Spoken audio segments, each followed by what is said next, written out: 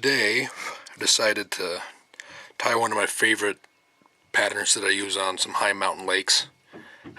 That being colder and the beginning of February is getting me thinking about, or wishing I was getting out and hitting some high mountain lakes. So we're in a tall, it's a classic pattern. It is called a gray hackle yellow. It's super simple. It's only three easy materials, and so let's get started. So in the hook, or in the vise, I have a standard dry fly hook, nothing special, and we'll just dress it with some yellow thread. And we'll work our way all the way back. We'll work back to right where the barb should be, right before where the barb is. And then for the tail on this fly, I like to use some red hackle. So I have just some red streamer hackle, bugger hackle that I just take off a chunk of the tips, like this much off the bottom, off the base, and then we'll just measure out just the length of the shank of the hook and place it right here in the back. So we'll get the back tied in with a few good wraps, and then work our way up to kind of build a little bit of a body on this fly, up to a couple of eye length short of the eye of the hook, and then we can just work our way back and forth along this part of the fly to create up a body and cover up all this red with the yellow thread.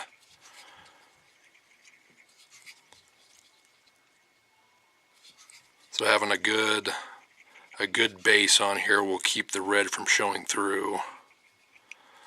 So with this little piece of red, we'll get rid of this guy right here.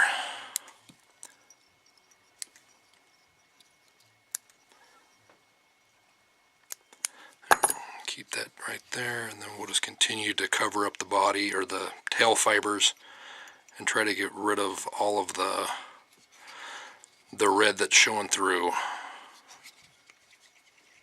There's a lot of different variations of this fly.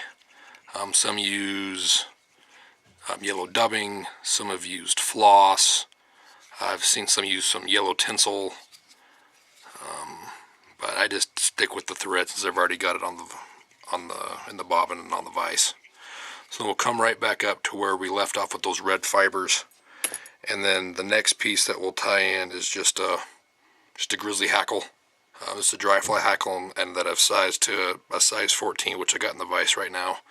I just preen back some of the fibers on the tail and chop them off so it leaves a little stem, kind of like that, something for the thread to hold on to. And then as you notice, this is going one specific direction. It's all tilted this way. On one side is shiny, other side is pretty dull.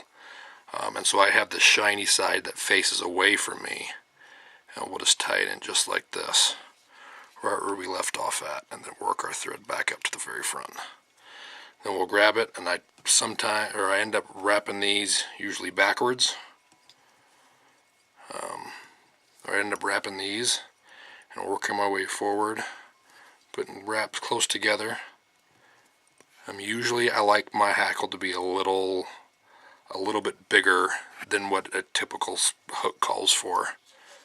I just think it looks a little bit better. So we'll just tie off our hackle once we get up to right behind the eye of the hook, and we're almost finished. So we'll just come back in here and we'll get rid of our piece of hackle, create a little bit of a head right here, and then we'll just tie it off, and we are almost finished.